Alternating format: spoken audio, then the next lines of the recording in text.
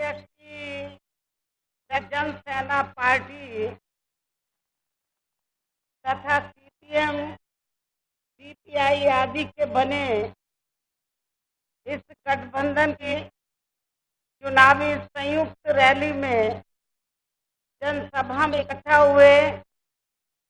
इन पार्टियों के सभी छोटे बड़े पदाधिकारियों एवं कार्यकर्तागण, आज आप लोग यहाँ आंध्र प्रदेश आदि के बने इस गठबंधन की चुनावी संयुक्त रैली में जनसभा में इकट्ठा हुए इन पार्टियों के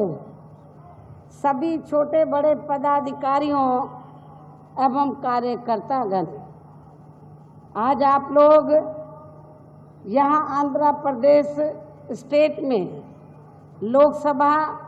व विधानसभा के लिए इकट्ठा हो रहे आम चुनाव में अपने गठबंधन के सभी उम्मीदवारों के समर्थन में मेरे साथ साथ जन सेना पार्टी के प्रमुख व यहाँ आपके आंध्र प्रदेश स्टेट में लोगों की पहली पसंद के मुख्यमंत्री पद के हर मामले में योग्य, कर्मठ व युवाओं में अति लोकप्रिय उम्मीदवार श्री पवन कल्याण जी को भी सुनने के लिए भारी संख्या में यहाँ इकट्ठा हुए हैं। तो इसके लिए मैं आप सभी लोगों का हार्दिक दिल से आभार प्रकट करती हूँ। लेकिन अब मैं आप लोगों का ध्यान इस चुनाव में यहाँ के आंध्र प्रदेश स्टेट में बने अपने इस गठबंधन को कामयाब बनाने के लिए कुछ ज़रूरी बातों की तरफ दिलाना चाहती हूँ। और इस संबंध में मैं आप लोगों को ये कहना चाहूँगी कि आज़ादी के बाद काफ़ी लंबे समय तक केंद्र में व देश के अधिकांश राज्यों में भी ज़्यादातर यहाँ कांग्रेस पार्टी का और बाद में बीजेपी व कुछ समय के लिए अन्य और पार्टियों का भी राज रहा है। किंतु यहाँ खास ध्यान देने की बात यह है कि कांग्रेस पार्टी के केंद्र में व काफ़ी राज्यों में भी लंबे अरसे तक रहे शासनकाल में इनकी अधिकांश रही गलत नीतियों व गलत कार्य प्रणाली की वजह से ही फिर इस पार्टी को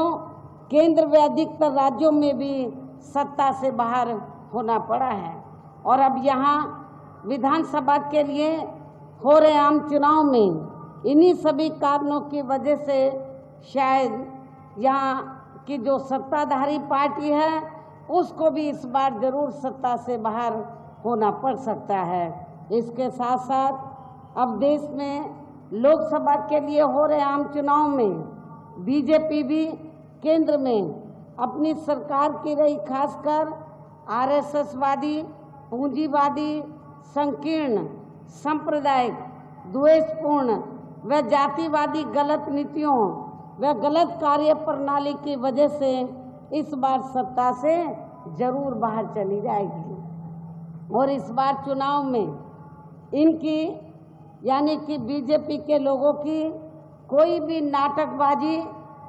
व जुमलेबाजी आदि काम में आने वाली नहीं है। और खासकर अब इनकी चौकीदारी की ये नई नाटकबाजी भी इनको नहीं बचा पाएगी। इस बार ये लोग केंद्र की सत्ता में नहीं आ पाएंगे, जिससे अब ये चुनाव में जबरदस्ती देश व जनहित से जोड़कर इसको अपने राजनीतिक लाभ के लिए भुनाने में लगे हैं, जिसमें भी इनको किसी भी कीमत पर कामयाबी मिलने वाली नहीं है। चाहे इस चुनाव में इनके सभी छोटे बड़े यानी कि बीजेपी एंड कंपनी के लोगों के सभी छोटे बड़े चौकीदार भी मिलकर अपनी कितनी भी ताकत क्यों ना लगा लें, ये लोग पावर में, बीजेपी एंड कंपनी के लोग सेंटर में पावर में आने वाले नहीं हैं। और इसकी मुख्य वजह ये है कि वर्तमान में प्रधानमंत्री श्री नरेंद्र मोदी ने यहाँ पिछले लोकसभा के हुए आम चुनाव में सन 2014 में जब पिछला लोकसभा का आम चुनाव हुआ था, तो इस चुनाव में देश में खासकर गरीबों, बेरोजगारों, मजदूरों, कर्मचारियों, युवाओं, महिलाओं, किसानों, व्यापारियों वे अन्य मेहनतकश लोगों के साथ साथ दलितों, आदिवासियों, पिछड़े वर्गों, मुस्लिम वे अन्य धार्मिक अल्पसंख्यक समाज के लोगों को भी जो इन्हें अच्छे दिन दिखाने के असंख्य प्रलोभन भरे चुनावी वायदे किए थे, तो उनका अभी तक भी इन्होंने जमीनी हकीकत में लगभग 1/4 हिस्सा भी कार्य पूरा नहीं किया है। और अब अपनी इन कमियों व विफलताओं पर से इनका ध्यान बांटने के लिए खुद प्रधानमंत्री श्री नरेंद्र मोदी ने इन चुनावों के घोषित होने के कुछ दिन पहले से ही देश में पिछले हुए लोकसभा आम चुनाव की तरह ही फिर से यहाँ किस्म किस्म के हथकंडे इस्तेमाल करके जनता को गुमराह करने का भी पूरा प्रयास किया है, जिसके तहत ही ये पूरे देश में ये चुनाव घोषित होने वाले दिन तक भी अपनी सरकार की जबरदस्ती की असंख्य हवाई घोषणाएं व खोखले शिलान्यास एवं अधकच्चे कार्यों का ही उद्घाटन आदि करने में ही ज़्यादातर लगे रहे हैं। और ये कार्य इन्होंने पुलवामा में हुए आतंकी हमले वाले दिन तक भी बरकरार जारी रखा है, जिससे इनके राष्ट्रभक्त व देशभक्त होने का भी काफ़ी कुछ पर्दाफाश हुआ है। और इतना ही नहीं, बल्कि इनके जबरदस्ती के किए गए इन कार्यों के प्रचार प्रसार व आयोजन आदि पर भी इन्होंने देश की जनता के कई हजार करोड़ रुपए सरकारी खजाने के खर्च कर दिए हैं। पिछले 2-3 महीनों में इन्होंने देश के जनता के कई हजार करोड़ रुपए सरकारी खजाने के खर्च कर दिए हैं, जबकि इस अपार धन को यहाँ देश के अति गरीब व बेसहारा लोगों के हितों में भी लगाया जा सकता था, किंतु ऐसा इन्होंने नहीं किया। इसके साथ ही प्रधानमंत्री श्री नरेंद्र मोदी की सरकार ने ये चुनाव घोषित होने से पहले ही देश की जनता को व विभिन्न क्षेत्रों में लगे लोगों को भी लुभाने के लिए अपनी सरकार के